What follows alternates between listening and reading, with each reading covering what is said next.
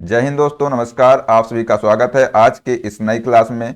दोस्तों, आज हम लोग देखने वाले हैं प्राचीन इतिहास यानी कि एंशियंट हिस्ट्री का जो टॉपिक है पाषाण काल।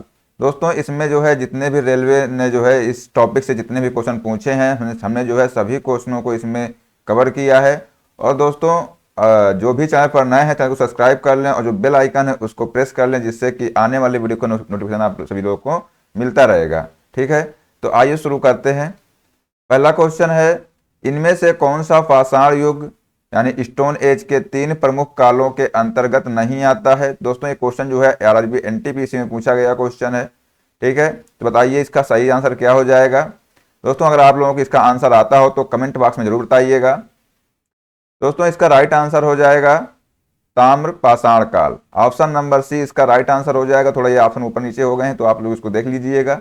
ठीक है, तो इनमें से कौन सा जो पाषाण युग है के 3 प्रमुख कालों के अंतर्गत नहीं आता है, तो आप लोग पता होगा कि दोस्तों पुरा पाषाण काल, नव पाषाण काल और मध्य पाषाण काल, ये जो है ये 3 जो है काल जो है ये पाषाण युग में आते हैं। और जो ताम्र पाषाण काल दोस्तों है ये जो है इस काल में नहीं आता है। ठीक है, तो आइए देख लेते हैं। इसमें जो है पाषाण युग में जो है मनुष्य पत्थर के औजारों का उपयोग करता था। पाषाण युग के 3 चरण पुरा पाषाण काल, मध्य पाषाण काल और नव पाषाण काल हैं।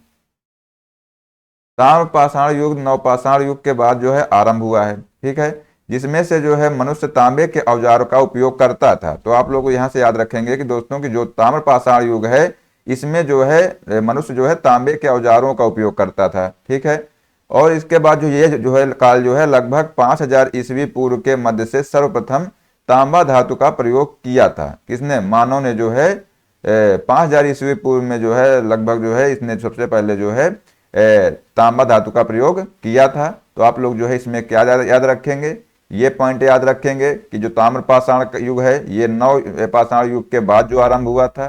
ठीक है, इसमें जो है मनुष्य ने तांबे के औजारों का उपयोग करने लगा था इसमें। ठीक है, तो इसके बाद दोस्तों अगला क्वेश्चन है,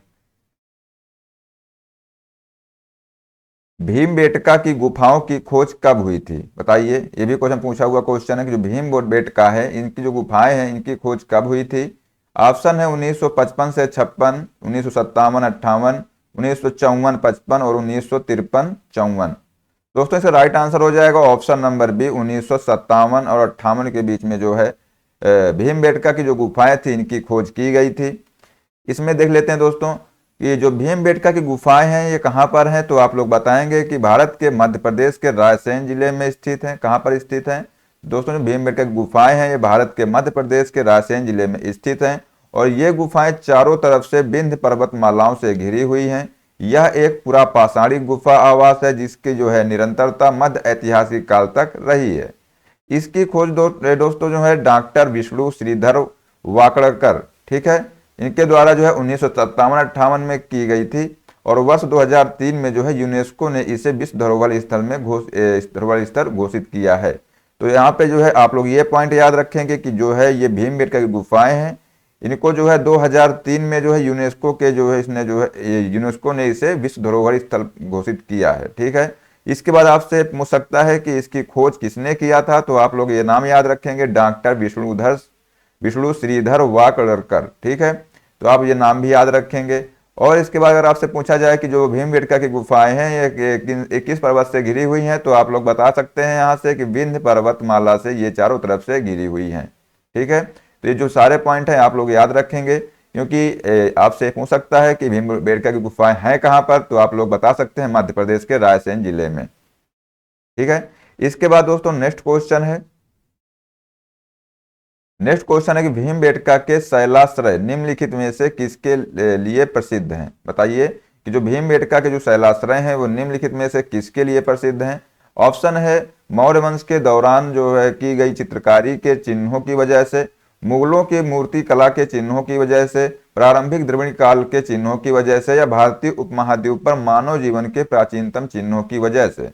दोस्तों, इसका राइट आंसर हो जाएगा ऑप्शन नंबर डी, भारतीय महाद्वीप उपमहाद्वीप पर मानव जीवन के जो है प्राचीनतम चिन्हों की वजह से जो है ये प्रसिद्ध थे। ठीक है, आइए यहां से देख लेते हैं इसमें क्या कहा गया है कि मध्य प्रदेश के विंध्य क्षेत्र में भोपाल के दक्षिण पूर्व में रायसेन जिले में स्थित भीमबेटका की गुफाओं से मानव जीवन के प्राचीनतम चिन्हों के प्रमाण मिले हैं।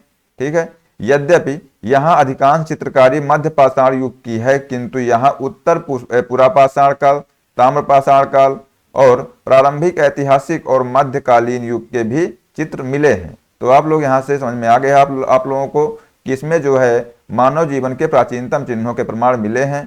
ठीक है।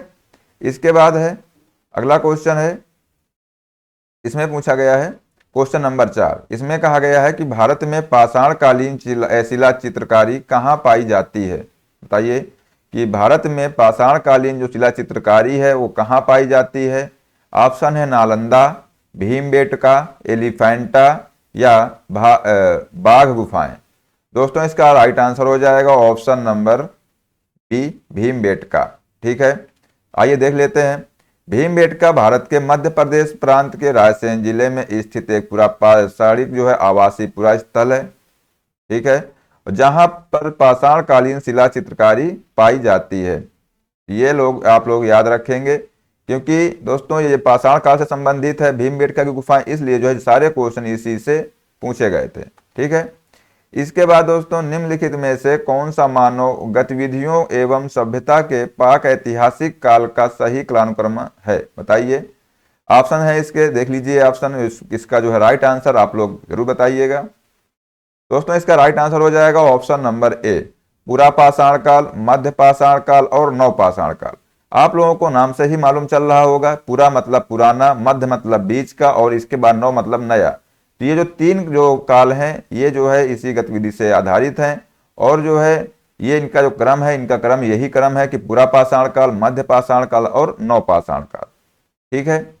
इसके बाद दोस्तों इसमें कुछ देख लेते हैं, कुछ महत्वपूर्ण पॉइंट हैं जो कि इस बार पेपर में पूछे जा सकते हैं। पहला पॉइंट दोस्तों है कि प्रागैतिहासिक काल से तात्पर्य इतिहास के उस युग से है जब मानव ने लिपि अथवा लेखन का जो है विकास नहीं किया था और उसका जीवन जो है पत्थरों के इर्द गिर्द सीमित था, इसलिए इसे पाषाण काल भी कहते हैं। ठीक है। इसके बाद जो है इस पाषाण काल अथवा प्रागैतिहासिक काल को 3 भागों में बांटकर देखा जा सकता है और ये जो भाग हैं वो कौन कौन से हैं तो आप लोगों ने देखा पहले ही कि पुरापाषाण काल, मध्य पाषाण काल और नवपाषाण काल। ठीक है। इसके बाद दोस्तों नेक्स्ट क्वेश्चन है कि पुरापाषाण काल में आदिमानव के मनोरंजन का साधन था। बताइए कि जो पुरापाषाण काल के जो आदिमानव था इनके मनोरंजन का साधन क्या था। तो ऑप्शन है शिकार, जुआ, संगीत या घुड़सवारी। दोस्तों इसका राइट आंसर हो जाएगा ऑप्शन नंबर ए, शिकार। जो पुरापाषाण काल का जो आदिमानव था दोस्तों, इसका जो मनोरंजन का साधन था वो शिकार था। इसमें भी यही बताया गया है दोस्तों, ये पॉइंट है। और दोस्तों अगर आपसे पूछा जाए कि बताइए कि उनका जो भोजन था, जो पुरापाषाण काल का जो आदिमानव का जो भोजन था, इनका क्या भोजन क्या था, तो आप लोग बता सकते हैं मांस या कंदमूल। ठीक है। तो आप लोग ये पॉइंट भी आप लोग याद रखेंगे क्योंकि ये भी आपसे पूछा जा सकता है। इसके बाद दोस्तों नेक्स्ट पॉइंट यहां से देख लेते, अगला क्वेश्चन है कि नवपाषाण काल के लोगों द्वारा पाला गया प्रथम पशु कौन सा था। तो ऑप्शन है भेड़, बकरी, कुत्ता या घोड़ा। दोस्तों इसका राइट आंसर हो जाएगा ऑप्शन नंबर ए, भेड़। लेकिन आप लोगों को पता होगा कि कुत्ता है क्योंकि आप लोग, लेकिन इसमें पूछा गया दोस्तों नवपाषाण काल। ठीक है, ना कि पुरापाषाण काल या मध्यपाषाण काल। अगर आपसे दोस्तों ये नवपाषाण काल का ना पूछा होता तो आप लोग उसका आंसर कुत्ता बताते। ठीक है। आइए देख लेते हैं इसमें क्या दिया हुआ है कि पशुओं के पालतूकरण के मानव प्रयास जो है मध्यपाषाण काल से ही प्रारंभ हो चुके थे। तो सबसे पुराना जो काल था वो था पुरापाषाण काल, बीच वाला जो काल था वो मध्यपाषाण काल। तो जो पालतू पशु जो मानव ने जो पशु को पालना शुरू किया था तो कब से, तो मध्यपाषाण काल से पालना शुरू कर दिया था। ठीक है। मानव ने सर्वप्रथम जिस पशु को पालतू बनाया उसका नाम था कुत्ता, लेकिन आप लोगों ने कुत्ता आंसर नहीं दिया है, वहां पर बताया है भेड़। लेकिन वो भेड़ क्यों आंसर है उसका, आप लोगों को आगे समझ में आ जाएगा। क्योंकि दोस्तों जो कुत्ता था ये सबसे पहला पालतू पशु था, लेकिन वहां पे नवपाषाण काल का जो पूछा गया है तो उसके आधार पर जो है भेड़ आंसर उसका सही हो जाएगा। आगे देख लेते हैं। कुत्ते को प्रायः 15,000 ईस्वी पूर्व में जो है पूर्व एशिया में मानव द्वारा घरों में पाला गया था। कब? 15,000 ईस्वी पूर्व में। इसके बाद जो है भेड़ जो है दूसरा पशु है जिसे मानव ने पालतू पशु के रूप में अपनाया। ऐसे मानता है कि प्रायः 11,000 ईस्वी से 9,000 ईस्वी के मध्य जो दक्षिण पश्चिमी एशिया में जो है भेड़ पालतू पशु के रूप में विकसित की गई थी। ठीक है।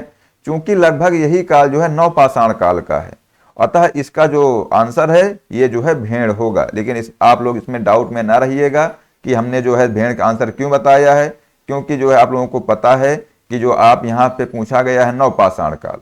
अगर पूछा जाता कि बताइए कि सबसे पहला पालतू पशु कौन था, तब उसका आंसर आप लोग कुत्ता बताते, लेकिन आप लोग इसका आंसर कुत्ता नहीं भेड़ है। ठीक है।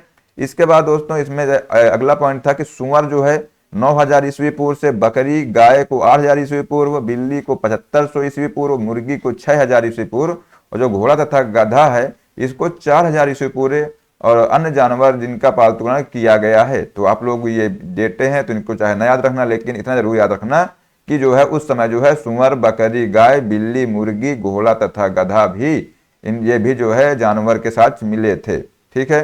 तो आप लोग दोस्तों इससे जो है जो पाषाण काल था दोस्तों, इससे जो है इतने ही क्वेश्चन रेलवे ने पूछे हैं। ठीक है। और जितने भी इससे इंपॉर्टेंट पॉइंट थे हमने उनको भी डिस्कस कर लिया है। दोस्तों अब मिलते हैं नेक्स्ट टॉपिक के साथ में अगले वीडियो में। ठीक है। जय हिंद, जय भारत, वंदे मातरम।